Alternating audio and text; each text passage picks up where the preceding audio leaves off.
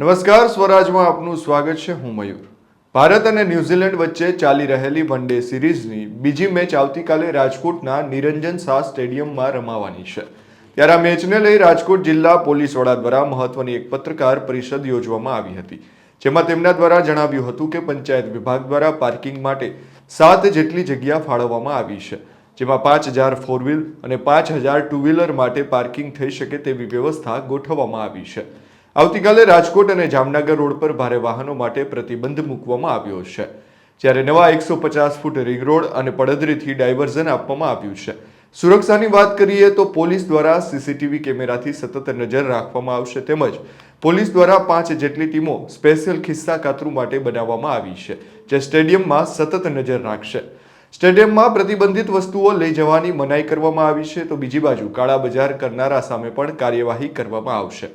પંચાયત દ્વારા જે પાર્કિંગ વ્યવસ્થા કરવામાં આવી છે તેનો ચાર્જ પંચાયત દ્વારા વસૂલવામાં આવશે અને સુરક્ષા માટે 1 SP, 3 ASP, 4 DYSP, 14 PI, 42 PSI, 700થી પણ વધુ પોલીસ જવાનો સામે આમ કુલ 1200થી પણ વધુ પોલીસ કર્મીઓ સુરક્ષામાં તૈનાત રહેશે. આવતીકાલનો રાજકોટના સ્ટેડિયમમાં જો ભારત અને ન્યુઝીલેન્ડ વચ્ચેનો મેચ છે, એના માટે પોલીસની બંદોબસ્તની વ્યવસ્થિત વ્યવસ્થા કરવામાં આવી છે. પાર્કિંગ માટે 7 જગ્યા જો સરકારી જગ્યા હતી એ ગ્રામ પંચાયત સાથે મળીને શોધવામાં આવી અને પ્લેન કરાવવામાં આવી છે અને પંચાયત દ્વારા મેનેજ્ડ પાર્કિંગની વ્યવસ્થા રહેશે.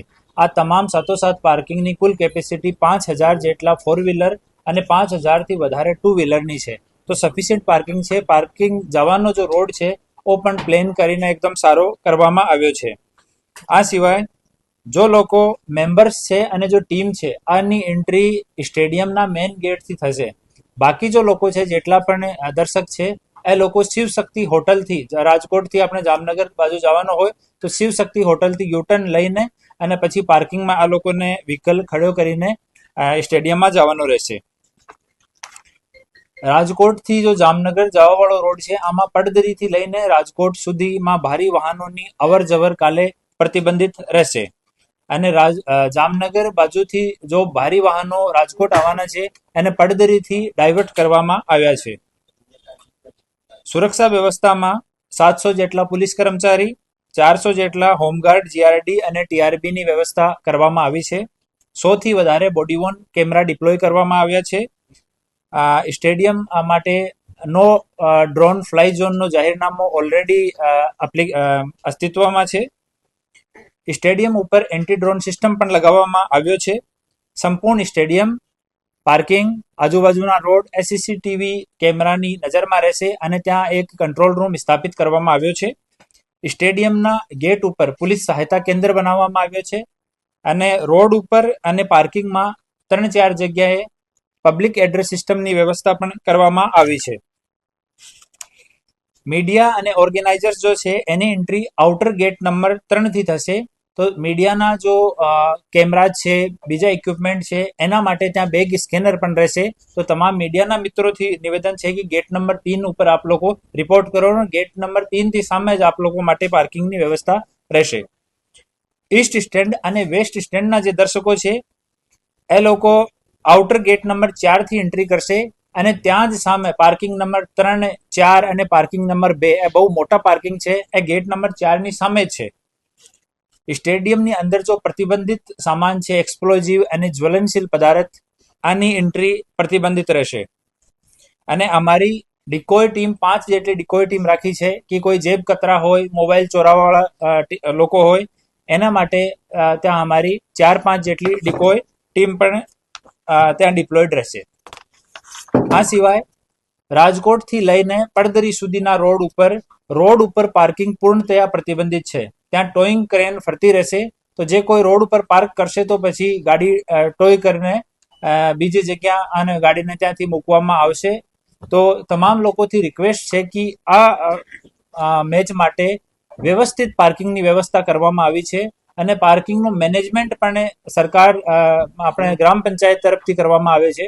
તો ત્યાં સારી વ્યવસ્થા થાય, ત્યાં વ્યવસ્થિત જગ્યા જ પાર્ક કરવામાં આવે.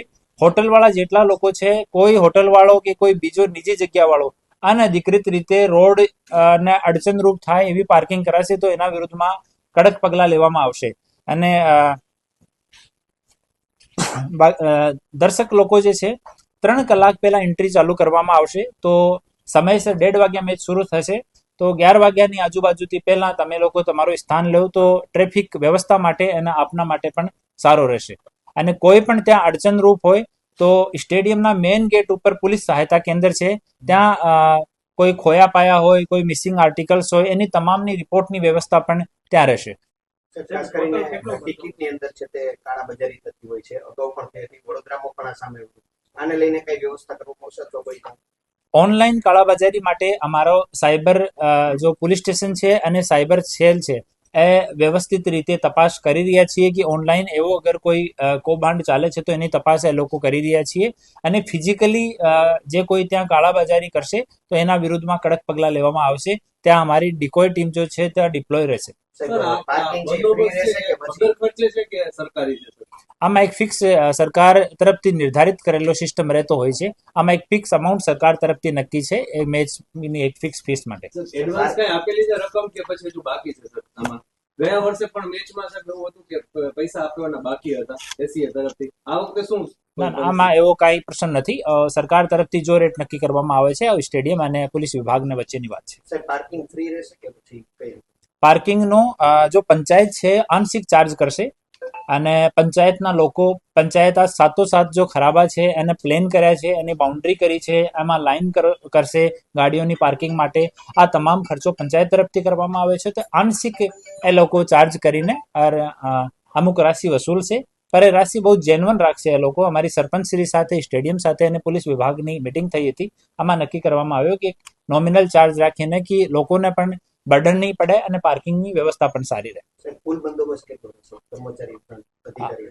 અધિકારીઓમાં 3 એએસપી છે અને 6 જેટલા ડીવાયએસપી છે, 4 જેટલા ડીવાયએસપી છે, 14 પીઆઈ છે, 42 પીએસઆઈ છે, 700 જેટલા પોલીસ છે અને 400 જેટલા ટીઆરબી, જીઆરડી અને હોમગાર્ડના જવાનો છે.